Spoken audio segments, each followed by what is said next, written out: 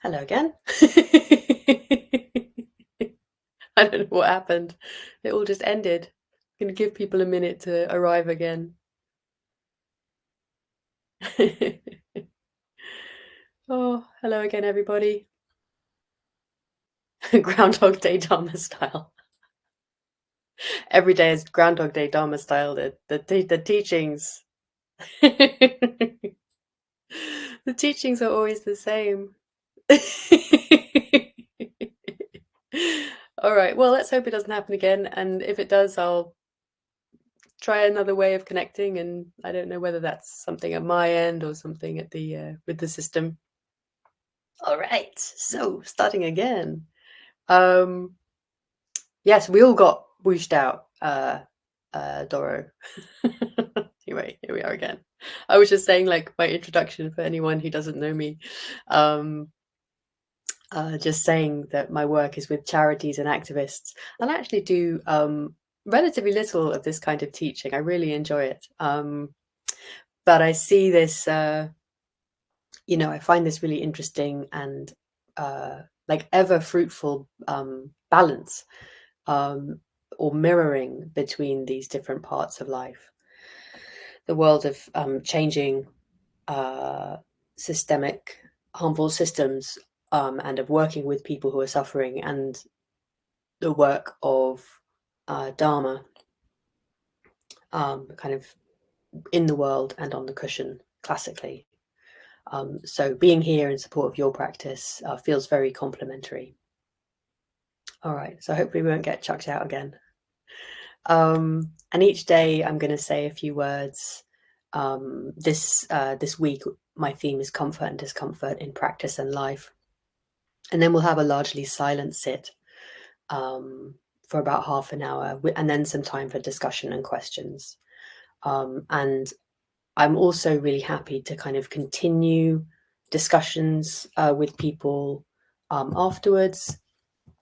Also, a couple of people have asked if I do individual sessions, and I do. So I'm going to put the links, the Dana link, and also like my own information in the chat now, just because I'll probably get distracted later and forget.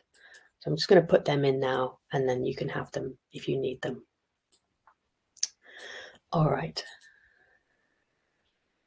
So yesterday, I introduced an idea about discomfort, that it's not necessarily a sign that something bad is happening, or it's not necessarily something that is completely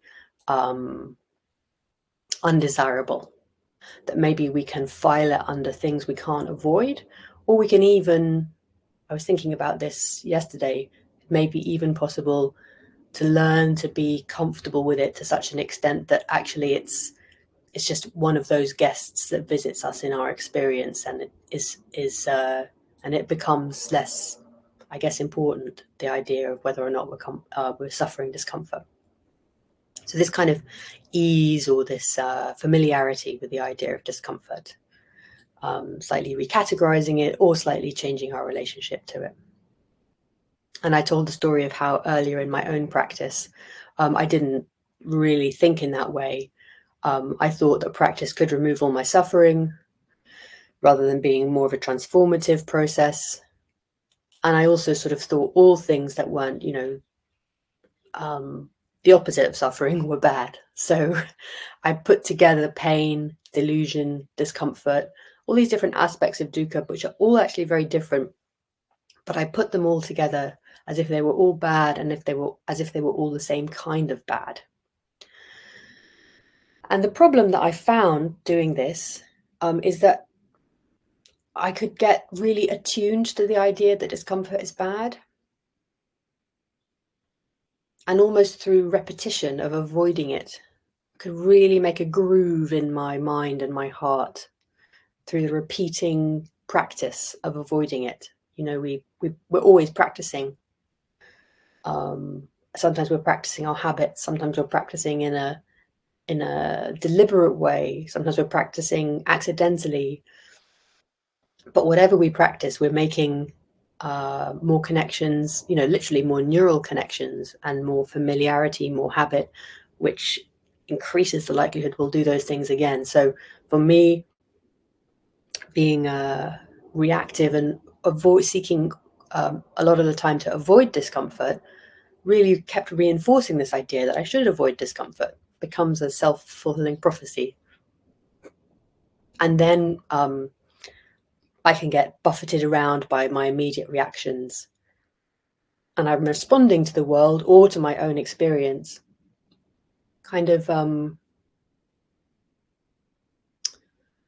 not because of what's really happening, and not because of what I really value, but because of this kind of wrapper that comes around things, this wrapper of comfort or discomfort, which I suppose is quite like craving and aversion. Maybe one aspect of it. So if I only ever kind of bounce off these guests in my experience, or these things happening in the world, I can avoid, without meaning to, things I have cause to value, like a difficult conversation, the awkwardness of learning something that changes my mind, looking clearly at things that are really wrong in the world. So yeah, these are some of the problems associated with, like, in my experience, a reactive approach to discomfort.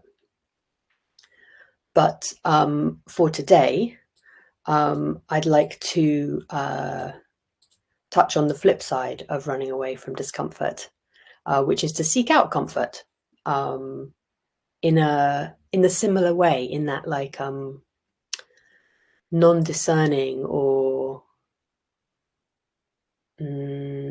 unexamined way.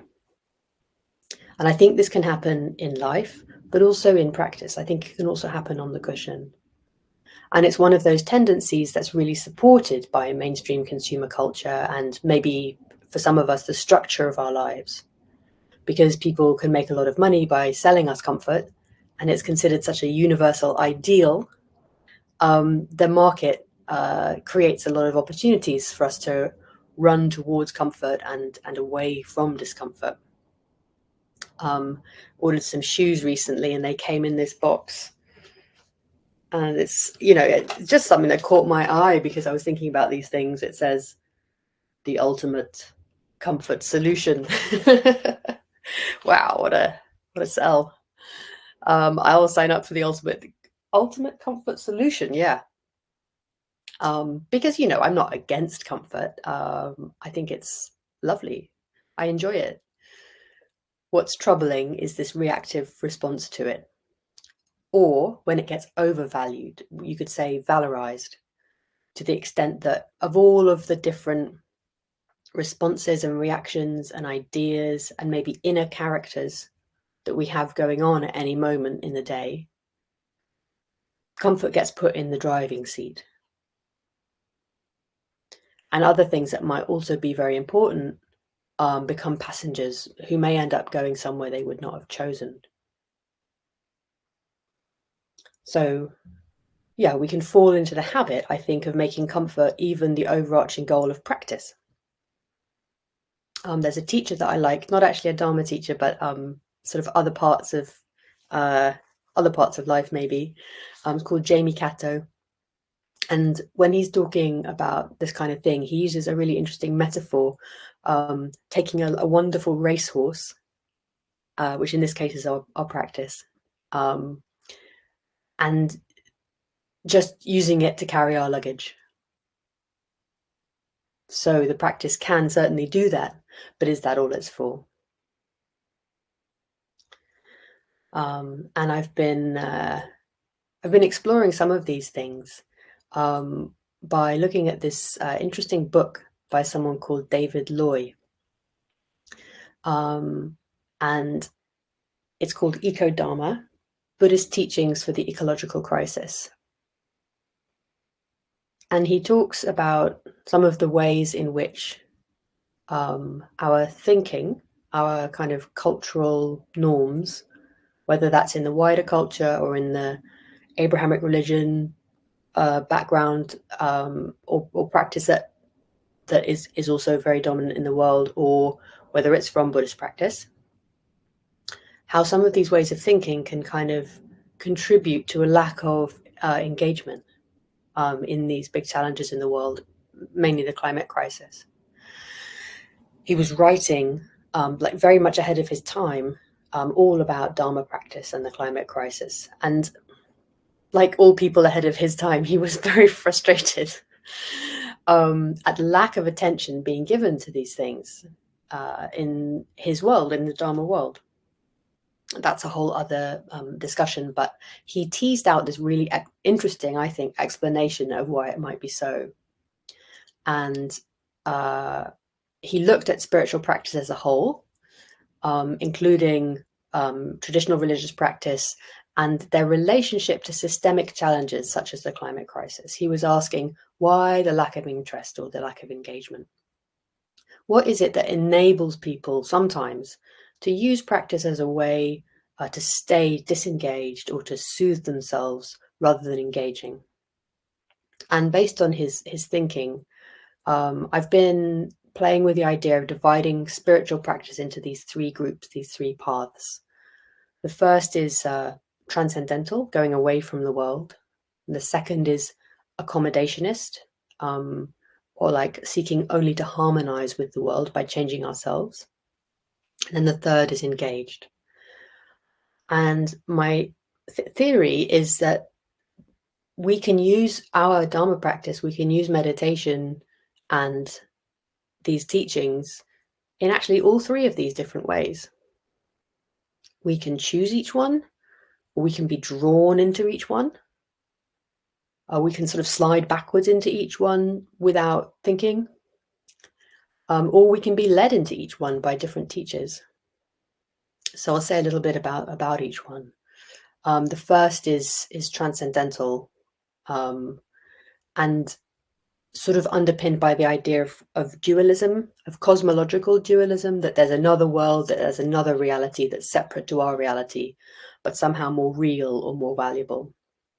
And in the Abrahamic traditions, this would be the idea of heaven, a place you can go after death. And perhaps in yoga or some related Indian traditions, this might involve the idea of transcending your body, entering into other states or planes of existence. It could include some interpretations of nirvana. Lots of ways to play the transcendental game, whether you think that's right now or some point in the future. Either way, it implies that the world we're in now is kind of less meaningful, maybe not worth it. And I've met a few people like this. So back in 2010, the British National Party, I don't know if you remember them, they were in power in a local council in Barking in East London. And there was a group called Hope Not Hate, which still exists, so anti-fascist organisers, and doing some door knocking to get the vote out, to encourage people to vote these councillors out and to take the council back from the BNP, which was very successful. It was a very rare kind of example of a campaigning success. I mean, they also did it to themselves because they weren't very good. Anyway, I remember going to this house and just asking if they were going to vote. We weren't encouraging people to vote in any particular way, just anyone but the racist, fascist BNP. And they told me they weren't going to vote because they were Jehovah's Witnesses, and they believed that all government by people was bad. So there's no point voting because it's all going to be bad. And in the afterlife, when they'd be under God's government, then things would be good. That's a relatively intense example, but you can see this idea of turning towards another world, therefore devaluing or not really needing to worry about this world, and finding a great source of comfort in that. The world is extremely complicated and sometimes discouraging, and permission to turn away from it, I think, can be quite comfortable. Using practice or religion to move away from engaging. That's what I call the transcendental move, or David Lloyd calls cosmological dualism, making a commitment to another world or another version of reality. So that's one. The second move, which I think we can take, the second path, as it were, is the accommodationist. And I think this is also very pertinent for Dharma practitioners, as it's a close enemy of some core themes in our teachings. This idea of the near enemy. So that might be a quality or something we're seeking that is really valuable, like empathy, but that actually undermines it. So the near enemy of empathy is pity, for instance. Or the near enemy of discipline might be rigidity. It looks really similar, but actually it's undermining or unhelpful for the quality that we value. So in this case, the good quality is equanimity, taking a wider perspective, understanding causes and conditions, and thinking very broadly and systemically. But the near enemy of that is spiritual bypassing, or self-medicating through practice. I call it the accommodationist move or harmonizing move, because it's about fitting yourself around bad things, either by making yourself believe they're not so bad really, or by self-soothing so that you numb out. So in this case, we're not so much escaping the world as escaping any friction with the world, by adapting our ways of thinking and our ways of being so that we don't experience any cognitive dissonance when we see something is wrong. So this could include noticing someone's harmful behavior, and rather than challenging them, just kind of going into kind of a spiritual bypassing kind of version of compassion, and just, oh, it's probably not their fault. Everyone has good and bad in them. They probably had a really hard childhood. Oh, there's nothing I need to do. Or maybe noticing that certain companies or corporate interests are influencing policy and our politics and our politicians in a way that accelerates the climate crisis. Certainly doesn't try and put any brakes on it. And then using spiritual practice or these ideas of equanimity or compassion to reassure yourself again, oh, there's good and bad in everyone. They're probably really actually quite nice people as individuals. And I'm also not perfect, so who am I to say anything, etc. And then maybe also using spiritual practice to self-soothe. So if something in the world makes me feel concern or discouragement, or that something is wrong, for instance, the ecological and climate crisis, rather than taking this as a prompt for action and engagement, I might take this to the cushion and concentrate on my breathing until my grief and anxiety and concern subside and I feel calm again, in a forgetting way. And as long as I just don't think about it or see any evidence of it again, I'm fine. So this is a different kind of going away from things, going away from engagement, so I don't feel any uncomfortable feelings, so that I can feel sane again. But like there's a Krishnamurti quote that I really like. It is no measure of health to be well adjusted to a profoundly sick society. And last time I was at Gaia House, I was supporting Martin to teach a retreat as an assistant. And in one of the one-to-one sessions, a retreatant asked me something about this. We had been doing some metta practice and some guided visualizations, of metta kind of flowing up and out from the heart. And she really loved these practices. And she found that when she engaged with them, they made her feel like quite blissful, and there was a sense of, I don't know, almost of getting high for her, which doesn't happen for everybody, but, in her situation. And she asked me whether that was okay. She asked me if she should be practicing like that. And I didn't really know what to say at the time, but I thought about it afterwards. And I think now I would say, please enjoy, nothing wrong with that at all. But to not make that the whole point, to not make that the reason for practice. Like it's part of exploration, part of care, part of just enjoyment of life, perhaps, but not the only point of practice. So, bringing us to the third path, the engaged path, the one I'm arguing for. And for this one, essentially, we make the choice to engage with the world and with our experiences, whether on or off the cushion. We're not going away from the world or going away from our experience. And we know that doing this will involve discomfort. And that's part of this whole bundle, this unavoidable bundle of, being fully and freely alive.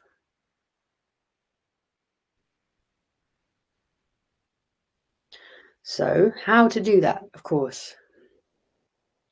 And I think there's two ways, which I'm going to talk about more in the next couple of days, but I'll just give you a little bit of the headings.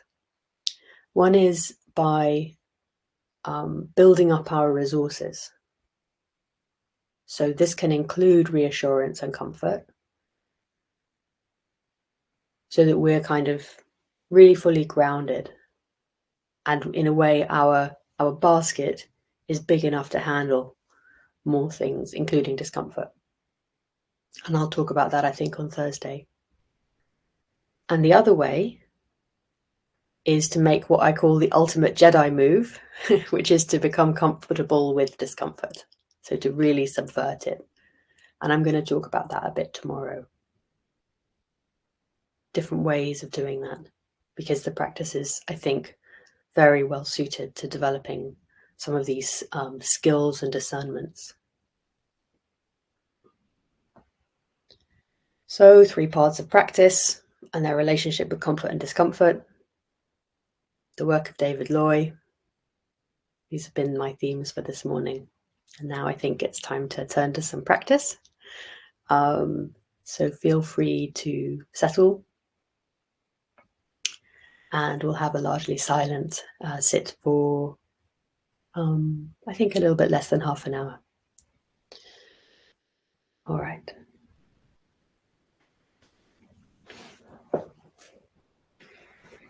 So feel free to make any movements, any stretches, shakes, get up for a minute, whatever it is you'd like to do to settle a little bit in your physical experience.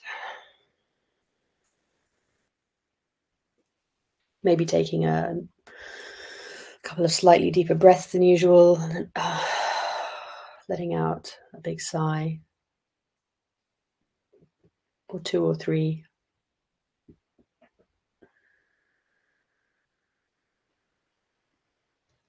And checking in with your physical experience, particularly where your body is meeting the ground, whether you're sitting or lying down or standing or moving around, however you're choosing to practice today.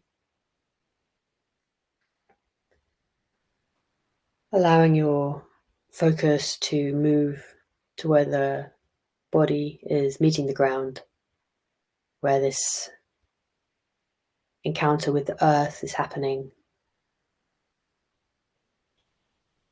through gravity. Just noticing how that feels. This connection with the earth in your body, through your body.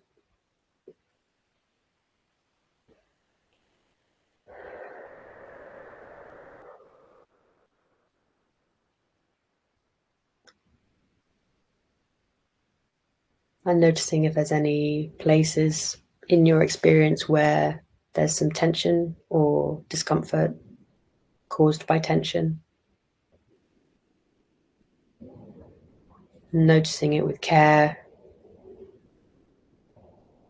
sending some warmth there, inviting any tension to let go. Could be just letting go a little bit, just to see.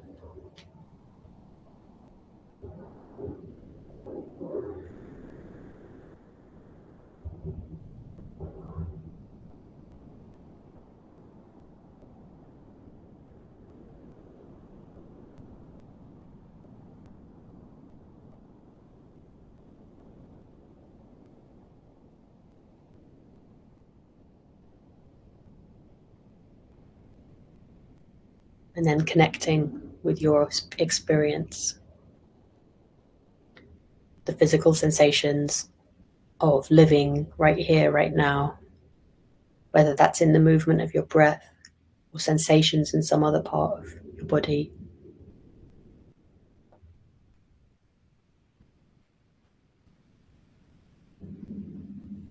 whether that's sound or whether you choose an open practice without a single object.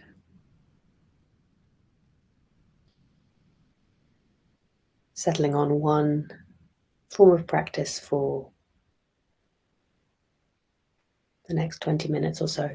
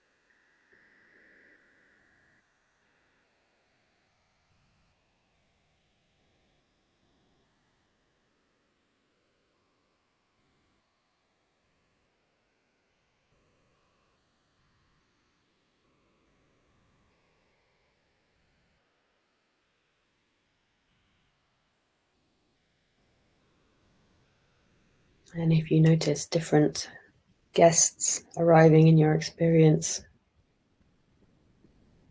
maintaining your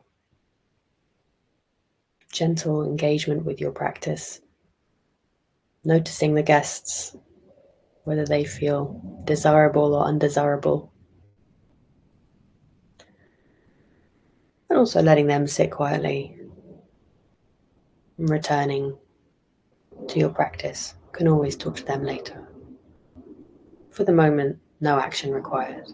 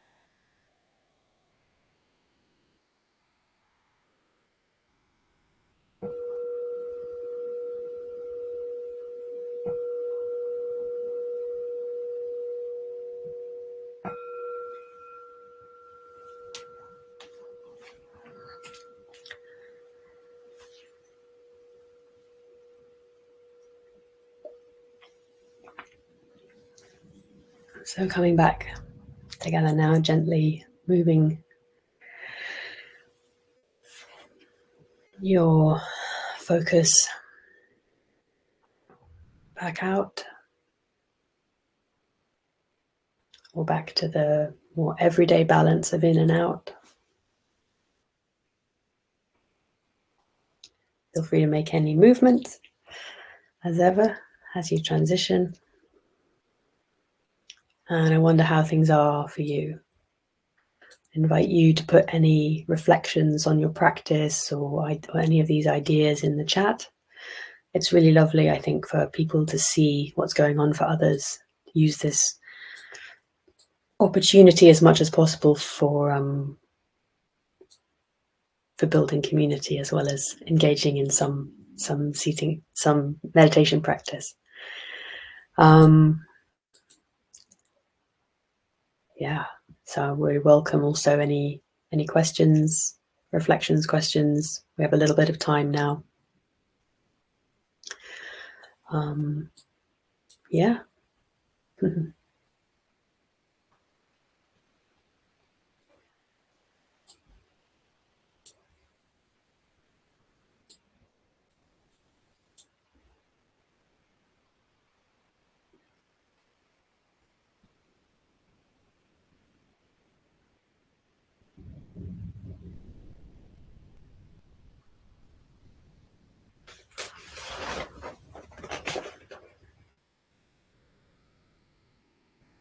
There's a nice quote from Joanna Macy in David Lloyd's book, which I thought I might read.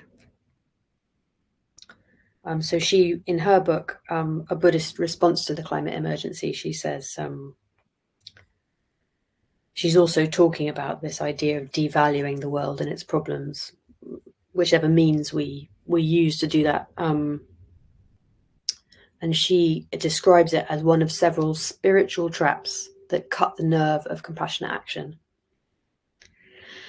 And she says that the phenomenal world is an illusion, impermanent and made of matter, it is less worthy than a realm of pure spirit. Its pain and its demands on us are less real than the pleasures or tranquility we find in transcending them. Suffering is a mistake. Pain we may feel in beholding the world derives from our own craving and attachments. According to this view, freedom from suffering is attained by non-attachment to the fate of all beings, rather than non-attachment to matters of ego. That we create our world unilaterally by the power of our mind. Our subjective thoughts dictate the form things will take. Grief for the plight of the world is just negative thinking. Confronting injustice and danger simply creates more conflict and suffering. And the corollary that the world is already perfect when we view it spiritually. We feel then so peaceful that the world will become peaceful without our need to act.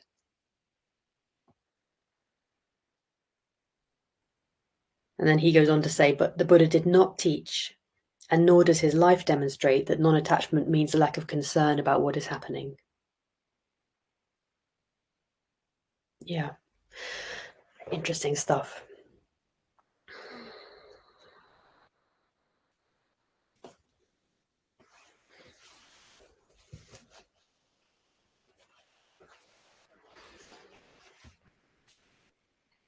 Josie says, explains perhaps how some conspiracy theories are so popular as a way of disengaging from the reality of the world today, very possibly. Yeah. The comfort of knowing that, like, even if it's a plan you don't like, there is a plan, and that you're powerless and that you can't do anything. There's also some interesting work that's been done, that the process of, like, psychologically, the process of making sense of apparently unconnected things, which, you know, you could argue conspiracy theories is all about, has a dopamine reward. The same kind of dopamine reward as you get from a slot machine or seeing social media likes and scrolling and things like that, which is also, I find, very interesting.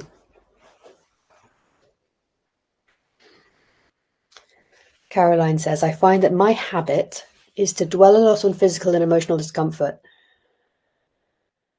to dwell a lot, and then I need to relax and eliminate them. I wonder if a more skillful way is to give my attention as equally as possible to what is pleasant and what is unpleasant. I possibly. There's also, I suppose, inquiry, like with contact and curiosity, as well as care, to see where they come from, perhaps. But you weren't asking a question, so I won't respond too much more. Jill says, I do wonder what I'm doing on my cushion. I agree. I agree. And Laura asks, can't we have all three responses? I turn to them all every day, totally. Yes, I know I've been quite kind of, these are the three and the engaged is the best. And I don't really mean it in a total way. The reason I separate them out is I think it's possible to make any single one of them the point of the practice. And I think that's a mistake.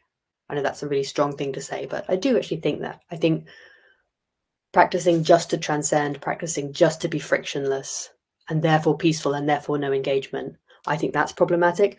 But to get comfort, to find ease, to find bliss, there's nothing wrong with any of those things.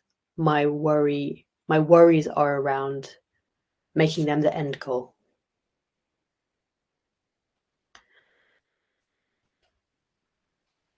Because making the frictionlessness or the transcendence the end goal is the foundation for disengagement from the world, in my view.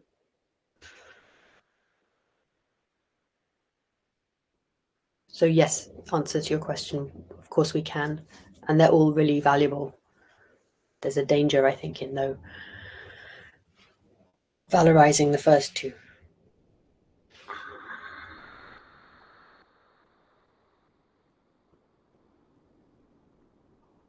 And they might also be differently useful at different times. But I guess I'm asking these questions and so suggesting these inquiries as a way to keep them live. Yeah, just as we keep our engagement with the world live through practice, learning to be with what's actually happening.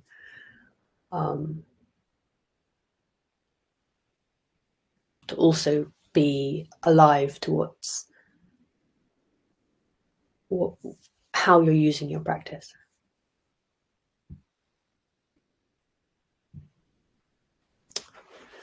And then Dora says, when Miles a few weeks ago talking about let it come mentioned that often we use breathing to calm down and suppress, was an aha moment for me. Oh, right. Yeah.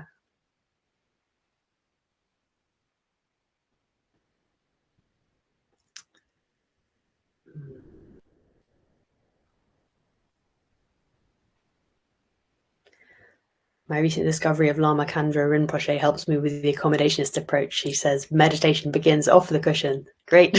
I love it. I love it. Lots of teachers will talk about this a lot. Christopher Titmuss, Martin, Thich Nhat Hanh. Thich Nhat Hanh said,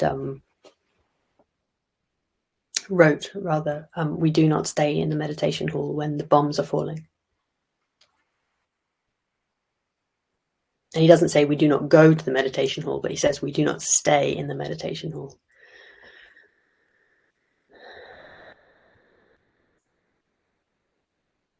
Jane asks how not to be overwhelmed.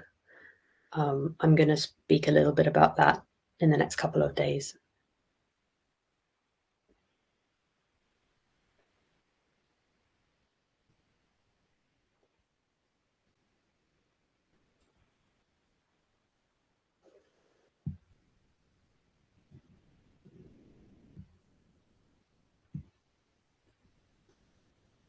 But a couple of things that I find useful are not acting or thinking of myself as an individual.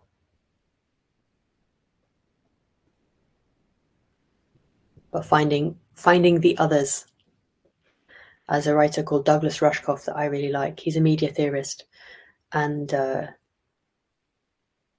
his constant refrain is find the others. He has a podcast called Team Human, which is about how being human is a team game. And yeah, finding others to talk with, to relate with, and to work with, for me, is an extremely important part of not being overwhelmed by being overwhelmed. I could say. Yeah. Okay, title of the David Lloyd book is Eco Dharma.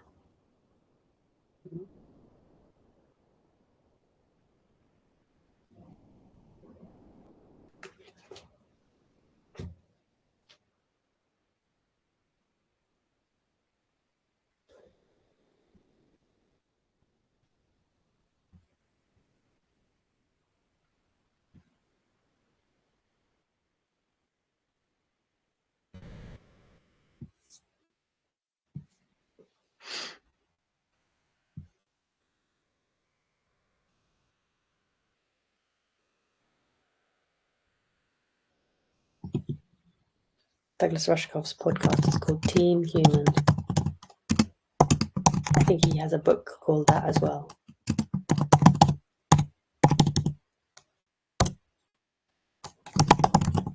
And we've got Joanna Macy, who has done an awful lot of work, including a whole set of work called The Work That Reconnects, which is about developing responses to climate and ecological emergency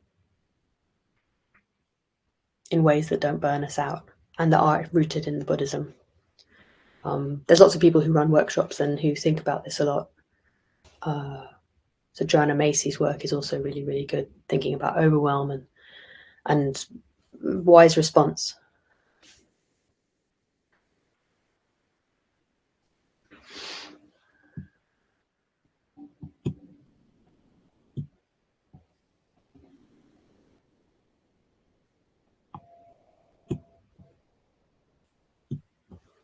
I'll also make a note of these and send them out, ask George to send them out at the end of the week, as I usually do.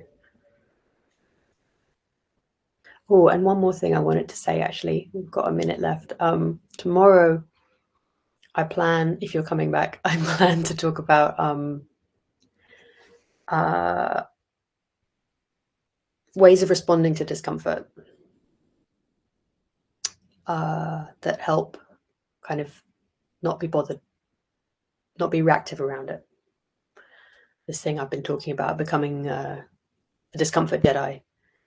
And I will ask, if you're open to it, I will ask for, like, you know, your thoughts on that and your suggestions or things that you do that you could share with others as part of the talk. And so feel free to have a think about that in the interim. And for now, I think we'll close. So thank you very much for your attention.